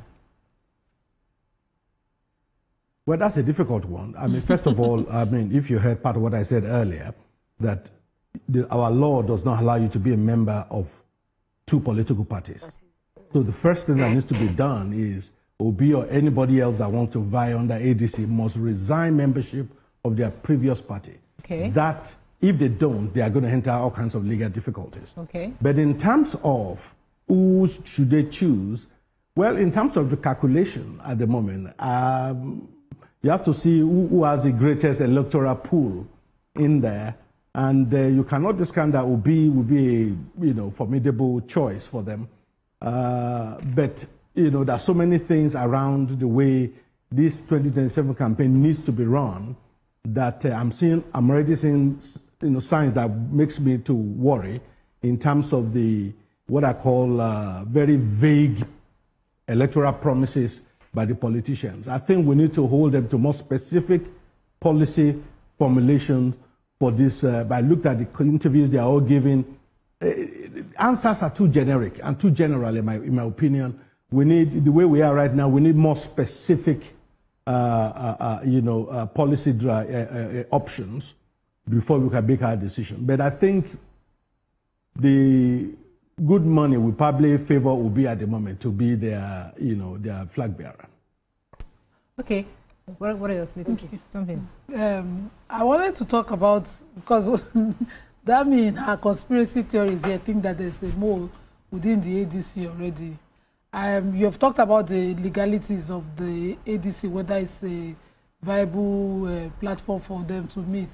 But Dami was just saying, the politics that the president has played in the past is one of concessions. He knows when to let go. He's quickly forgiven. So is there a possibility that one of these people one of them who seems to be let me help Nima add to that question. So do you think El Rufai is a mole? Do you think Aregbesola is a mole? Because these are people that will be close ones to Mr. President, the current president. So should this coalition, this merger, or this ADC, should they be trusting people who have been close to the current president at all to be in this coalition? Well, the truth is, if you are a student of political history, you will find out that even without the coalition, there is a mole for every political party in every political party. That's a given. That's a given. And clearly, the party in power, whether PDP, PC, or ADC, or whoever their name is, will always have moles in other political parties. So that is a given. So the question has to be, who is that person? Well, that's why they call it mole. We don't know. So they're going to have to be clever in terms of articulating their policies and deciding very well who they choose. Because if they accidentally choose the mole as a candidate, then that platform is finished. Okay, Damila. Okay, I would like to know I would like to pick your brains on the fact that we've seen all of these big wigs put their weight behind the coalition, and you're also talking about it should have been a merger, knowing fully well that ADC at its own, it's a registered political party. But where do you think the interest of Nigerians lie? Do Nigerians even have an interest? Should we just go and wait and let everything play out, then we look at the drama unfold? Or how should we agitate towards having a better Nigeria with the division in leadership? Well, like I said earlier, there's no way anywhere in the world where an incumbent can be defeated by fractured opposition. I remember very well after Mugabe died, the election immediately after, people assumed that the ZANU-PF will be defeated in elections because they were not popular. But then at that election, there were 16 other presidential candidates in the opposition parties. So of course, the ZANU-PF won again. The important thing is when you divide the anti-incumbent vote into several pots, as it were, it will always favor the incumbent. Oh, frozen again. Okay, we're having a bit of freeze. Yeah, okay. I was going to say that for me, I don't think politicians are very naive about possibility of moles in their gatherings. Yeah, so I always feel that they prepare for things like that. So I don't think it's a big issue. But when he comes back, I was just going to ask that when we see these sort of arrangement, permutations and combinations, doesn't that speak of a healthy electoral process? Doesn't that speak of a healthy, yes, in a country that, we want to see these things. We don't want to see parties that seem to be stamped and somehow just pushed. You know, we want to see people joining and coming out and speaking. Yeah, not really. I don't want to use cross carpeting, but just I like to see these combinations and permutations happening. For me, it shows that they understand that it's important that they get it right, because in the end, the votes, the people matter. So for me, yeah. I think we're going to end with this because I really wanted Dr. Charles to give us a final thoughts on it, but we have to wrap up on this because I know he's here to discuss a completely different topic. We have to ambush him to give his thoughts on this, but really in a nutshell, at the end of the day, it's about the Nigerian people. They make the choices. Dr. Mole, are you back? I think I see you now. Can you hear me? Okay, we have to wrap up on this one. Yes. Your final thoughts on it. You're talking about the role of the citizens before we got disconnected from you. Could you just wrap that up, please? Yes, I mean, what I think needs to happen is, I remember before 2015 election, I did a one-page matrix, like a scorecard. How do you know who you vote for? So I put 21 priorities. Okay. Then I said score each candidate or each party based on these priorities, and whoever scored the highest wins. But Nigerians, we used to making the decisions with our emotions, not with fact. And I think that will not change this time. People will still make decisions based on their emotions. That's an interesting fact. You just opened a whole new door of conversation, but I have to pause it here because it's still early days of the coalition. Nigerians are looking, we're watching. Those of us who are interested in politics, we're excited about what Mariam just said, that it makes for interesting conversation when you have an opposition that is strengthened and say, okay, how can the incumbent ensure that he owns his seat? Because he always tells us, listen, if you don't like what I'm doing, vote me out. Let's do it the right way. You can vote me out. If you think I'm doing the right thing, keep me in. However, we must go by the process. We have to go do it by the rule of law. But I'm happy that there's a lot of conversation going on, and we hope that indeed Nigerians are able to make a decision, not emotional decision, but a rational decision when it comes to the next election. Let's go on a short break. When we come back, we discuss security. Stay with us. We'll be right back.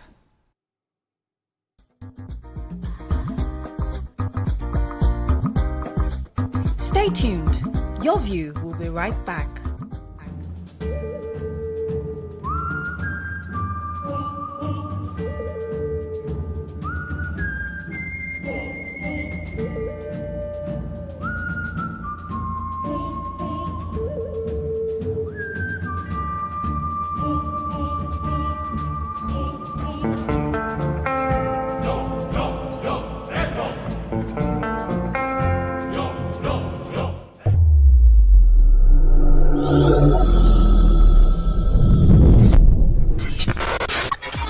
Do you think you can outplay me in this game of wits and knowledge?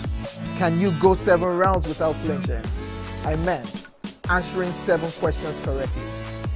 How well can you hold your liquor? If you're curious, then join us for the most exciting conversation and games with your favorite celebrities on 7 of 7.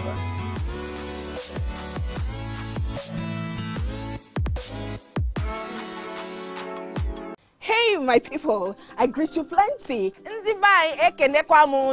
name is Nachika Okeke. My name na Uwi Balogun. My name is Damilola Banire. My name na Moyo Faraway Ahmed. If you also call me Moyo, listen. And this na Abigail. And I dare on top your view pigeon. I'm going to bring you bass, boost. I don't get person will be single mother before. He carry another man show say now my husband be this. After that day, the man you go see him again. If you snooze, you lose. If you miss this show, you miss out. On top this our show, I not dey gree for anybody. Daddy dey friend the husband, you not see sign say the guys, nothing, don't vex, don't give signs.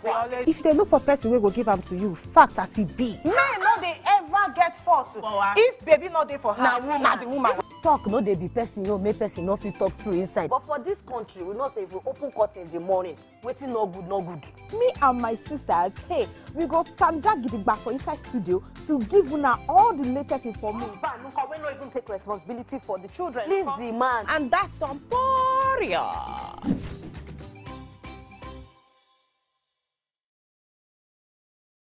Good morning, Marina Station and all the passengers.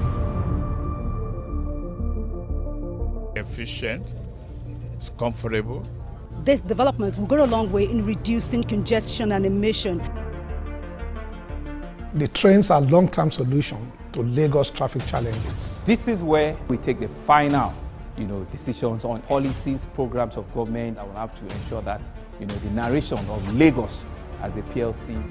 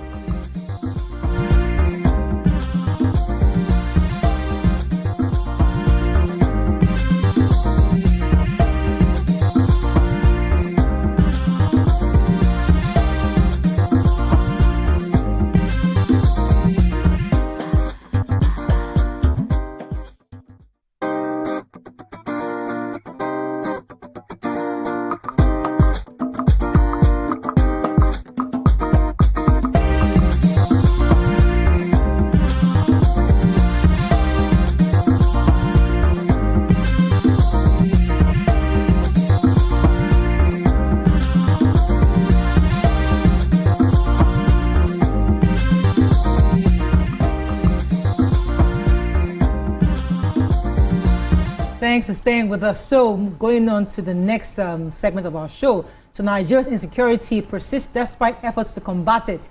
Bad governance and politicians' misbehavior are significant contributors. To rethink national security, we must examine various factors like family, community, cohesion, education, culture, and ethics. The media, arts, and economic policy are also part of the impact. Government and the security services are key players. By understanding these roles, we can develop effective strategies to address insecurity. Joining us again on the matter of insecurity is our friend and friend of the house, Dr. Charles Omole, who is a security expert and a lawyer, and he'll be sharing his thoughts on the issue of security. Welcome to the show, sir. Good to have you again. Thank you. Thanks for having me. So, Dr. Omole, during the paper review, Damilola had read a quote from our president. Let me quote him. He said that, "To the officers and soldiers of the Nigerian army, I say this with absolute clarity. The time to rise is now. You have my full support and authorization and the trust of the Nigerian people to confront and defeat those who seek to undermine our nation. You have my confidence, my support, and my prayers." Now, this is not the first time we're hearing a similar rhetoric from any of the presidents. I mean, we've had previous presidents since Jonathan's time telling us almost the same thing, assuring our soldiers that they have the support. But today, we still have the same security issues.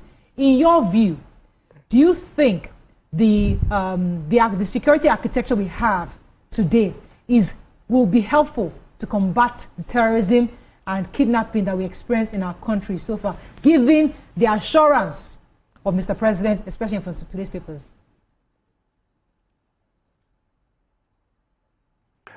Well, thank you.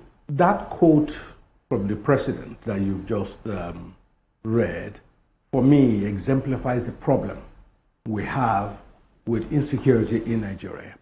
If we are to rethink security, we need to understand that you cannot solve a problem with the same mindset, working at the level of the same mindset that created it. It's important for us to understand, and I think the best way for me to illustrate this for you and for Nigerians to understand where I'm coming from this morning on this is this. Imagine you have a school. The school has graduates 1,000 students every year. Out of the 1,000 students, 990 within 2 months become criminals. So the government now comes and start fighting those criminals. Kill some, incarcerate some. And as the government is making a bit of progress, the school graduates a fresh 1,000. And then that's 990 criminals again joining the pool. And the government starts that same war of attrition all over again. And just as the government is having some breather, another 1,000 is graduated. People were looking at that situation, we say, hold on a second. I think we should look at the school. Rather than constantly combating the graduates who are becoming criminals, let's look at the school. What syllabus are they teaching? What are they teaching these students? What's the pedagogy? How are they teaching? What's the doctrine and ethos of the school? Because rather than dealing with the graduates who are now criminals, we should be dealing with what is actually causing them to be criminals. My challenge with our security in Nigeria, right from all the successive government, is that we are only focused on dealing with the graduates. And then government unwittingly, through its policies, is pushing more people into the criminal pool. So as you are killing 10, 20 are joining. So it's like a Groundhog Day, and we keep going around in circles. It's time we make security the job of every ministry, departments, and agency in Nigeria. That's not currently the case. In any country all over the world, there are two major drivers of insecurity. Number one, the people that enter the country. Number two, the goods and the products that enter the country, which of course includes arms. Now, Dr. Mole. in Nigeria, that is the Immigration Service and the Nigerian Customs. Dr. Mole. Now, the Immigration Service currently cannot secure our borders because they don't have the manpower and the funding for it. And our Customs Service is under the Ministry of Finance. You know, a major security outfit in Nigeria that's supposed to be guarding what enters this country is under Ministry of Finance. And their target is purely financial. So clearly, we need to rethink this whole security thing. Right. You know, so rather than government looking at, okay, how do we fight in the bushes? How do we deal with the, what I call the causalities? What are the causes of things that, of driving people into these things in the first place? Okay. So right now, I don't feel the government is doing enough in the area of causalities. They are merely doing reactive activities in terms of chasing the criminals. Okay, Dr. Mole, my concern, I hear your school analogy, but my concern basically is, before chunking out these children or these pupils to schools, they came from a certain family. So I would like to ask you, what exactly is the role of families in security, in nation building? What does family have to do with national security? Well, I mean, that is a fundamental, what I call that is actually the major ingredient of our insecurity, the breaking down of family values. You know, I was on a program, I think, a few months back in Lagos, and somebody was telling me that there's a WhatsApp group called Association of Yahoo Mothers. And they meet to pray for the success of their children. That shows you how bad things have become. So, in terms of the erosion of family values, that is a fundamental cause of the problem, you know, in Nigeria. So how do we deal with that? Now, that means government need to pay more attention. I want to mean government now, please. I'm not just talking of federal government. Because when you're talking of families, local and state government have a lot of roles to play, you know, in that. You know, so which means government need to understand that how children are brought up in the first few years of their life will affect their trajectory, which means state government need to place more emphasis on primary education. That is purely a state matter. You know, on the quality of primary education these children get. Because by the time some of them are leaving primary school, the damage is already done. You know, they're on the expressway to becoming the Boko Haram of tomorrow. Okay. I want to put a follow-up question. I hear you now, but what is the role of our Child Rights Act? Because as we speak, there are a lot of states that don't even uphold the Child Rights Act. It doesn't even feel like these are our children that are growing into becoming whatever in the society. It's not like they have a right or their rights are being protected. So what is the government doing to protect the children, first off, before graduating into families to say if families don't take care of their children, they become something else? No, that's a very valid question. There are states that still have not domesticated the Child Rights Act. That is true. But the point is, even the states that have domesticated it, you know, a lot of them they pay lip service to it. They, you know, a fundamental problem with just our culture in terms of governance and government in Nigeria is that we are largely reactive. So a child is being abused, it's reported to the police, and then the state that have domesticated a Child Rights Act use it to prosecute the offender. That is a reactive response. The question is, how many states are actually proactively going out to seek out infringements? Okay. You know, it's like everything else in Nigeria. And a very good example, we have the Disability Rights Act in Nigeria. And that means every new building, especially government building, needs to have certain adaptations that make it disability friendly. Okay. Who is proactively policing that? Nobody. Let me get a few more questions for you. So that's my point. So having the law is not the issue, it's the culture. Okay.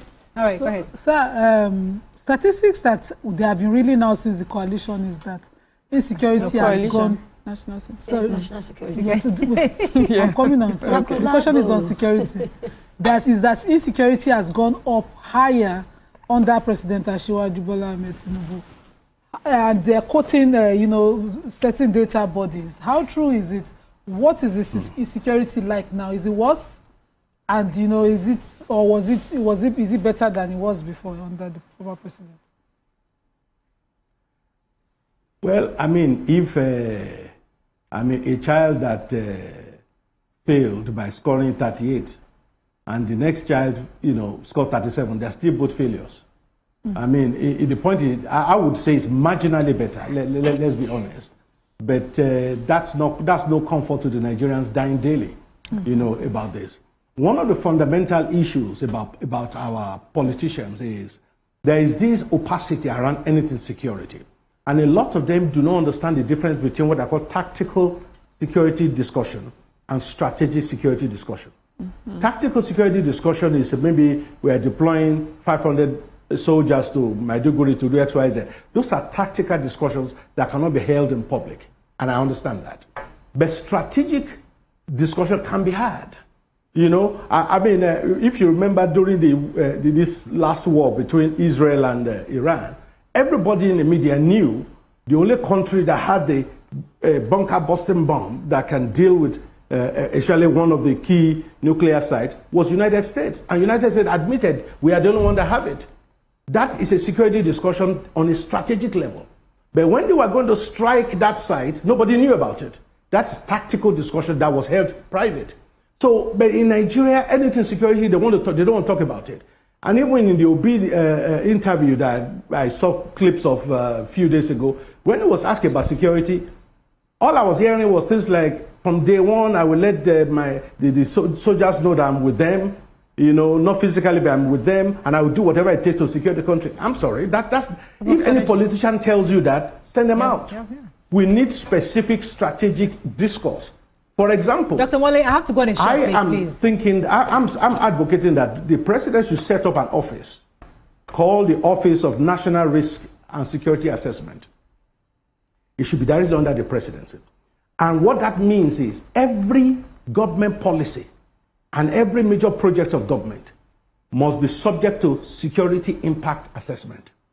That will make the issue of security all of government duty rather than just a few ministries and a few departments. Okay, let me go on a short break. I'd like us to take that, to break that down, unpack that properly. Stay with us, we'll be right back.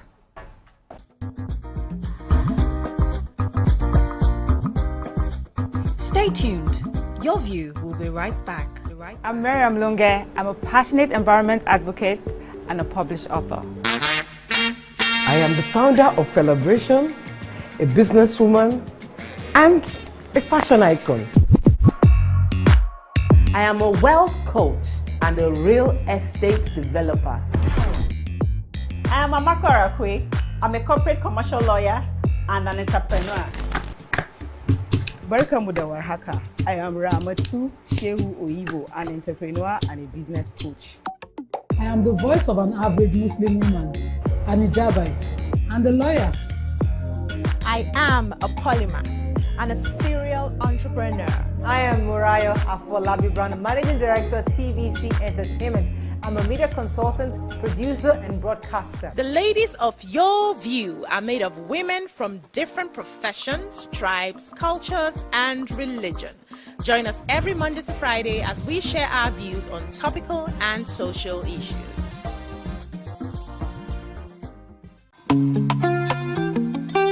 Get ready to step into the heartbeat of your city like never before Welcome to Events Diary, where every moment is a celebration. From the electric energy of Owambe extravaganza, to the richness of our culture, to the sophistication of corporate gatherings, Events Diary is your VIP pass to the hottest gatherings in Nigeria. And guess what? I'll be your guide, your style icon. Each week, join me as I transform from traditional chic to corporate sleek. Whether it's a birthday bash or a high-profile gala, you won't just see it, you'll feel like you're right there with me.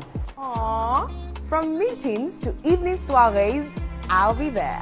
Or to the trendiest street festivals or to music concerts, Events Diary has something for everyone. So join me as we explore the vibrant tapestry of Nigerian scene, one event at a time. I'm Nifemi Oguntoye, news anchor with TVC News. My day is usually busy and it's difficult keeping up with breaking news stories, trending stories, business news, stock exchange and what have you. But with TVC News on WhatsApp, I'm able to catch up with all the breaking news, real-time updates and trending stories on the go, right on my phone, no matter where I am. It's quick, easy and always on.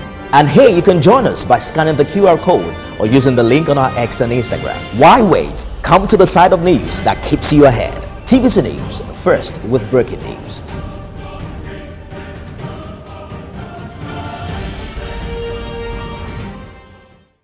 Brand new studio, brand new set, a new face, but still your favorite breakfast show, Wake Up Nigeria. It's a fresh new energy, new vibe. You smell that? Now that's the smell of tasty, tantalizing food from our various chefs.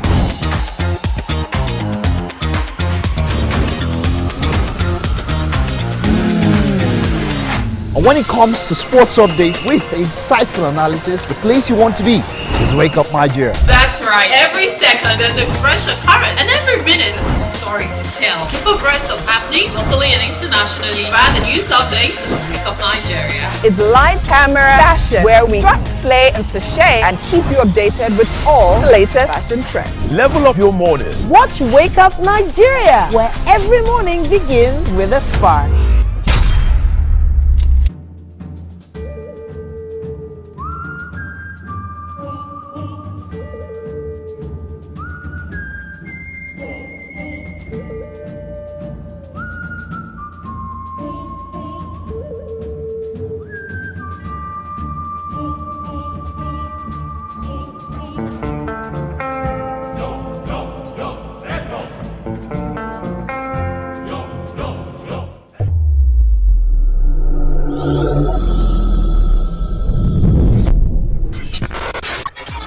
Do you think you can outplay me in this game of wits and knowledge? Can you go 7 rounds without flinching? I meant answering 7 questions correctly. How well can you hold your liquor? If you're curious, then join us for the most exciting conversation and games with your favorite celebrities on 7 of 7.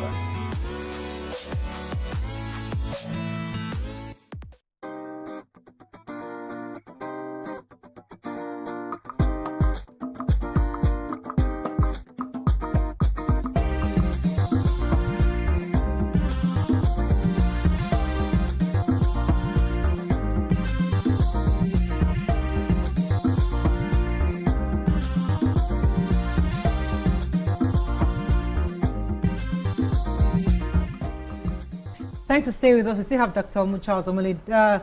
Dr. Charles, are you still there?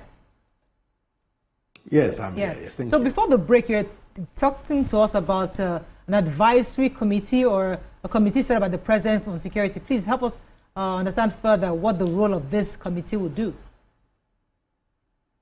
Okay, it's not actually a committee, it's a unit that will be directly under the President.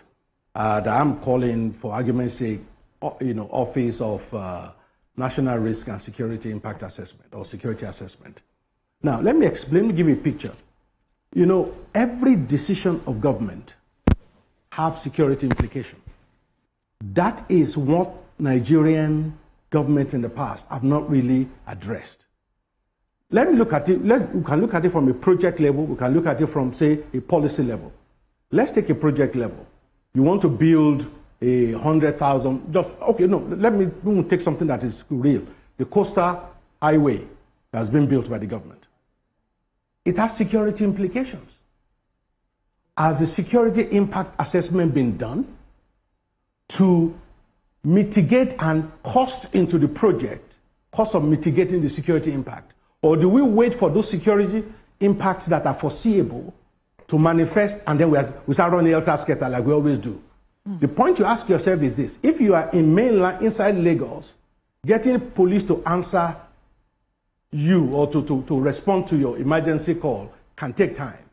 Imagine being in the middle of a coastal road where, on both sides for 10 miles, there's no single house.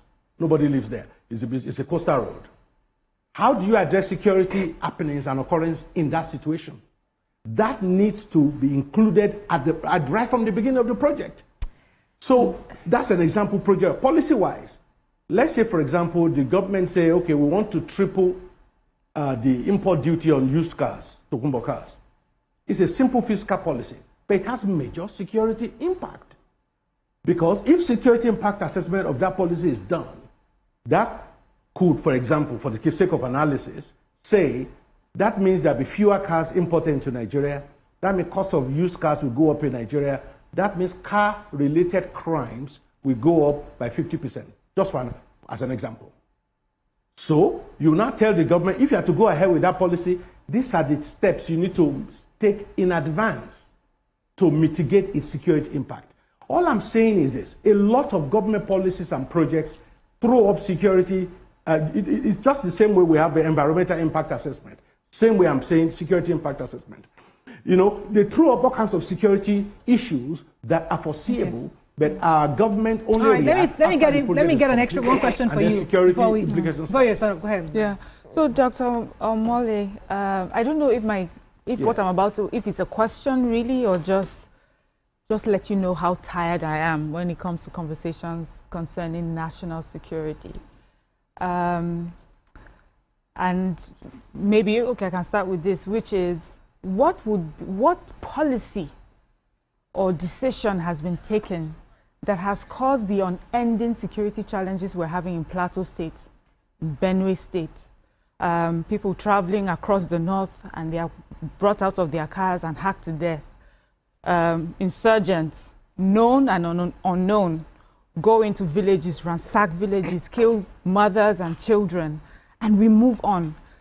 I hear when security personnel and experts come and have a conversation, it sounds all well and good, on TV and on paper, but in reality, it's like I cannot pinpoint what is causing the issues, the unending security issues we have in these areas. It's so sad that every time I pick up a newspaper, I'm reading about another family going, or I have a relative who is screaming and crying because she's just lost her whole family, so so as I said, it's not really a question, but maybe I can get some clarity from you, being an expert. Dr. Moli. Well, let me put it this way. The former Inspector General of Police said that there are over 80 armed non-state groups existing in Nigeria. The truth is, insecurity in all those states and every other state, in Nigeria, the major people behind this insecurity are politicians. Let's call it what it is. Okay. They are politicians.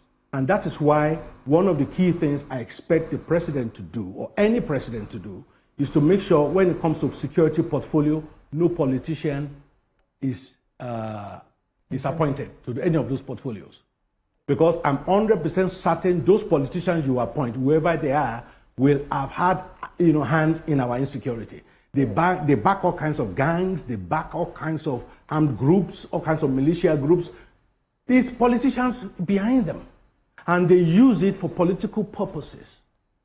So take the issue of what you call Fulani, people say Fulani headsmen.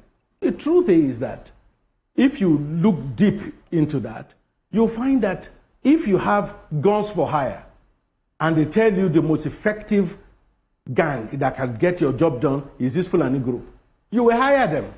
The fact that they are attacking you because they are Fulani is not because they are Fulani, it's because they've been hired to do their job. So the point here is the government needs a wake-up call.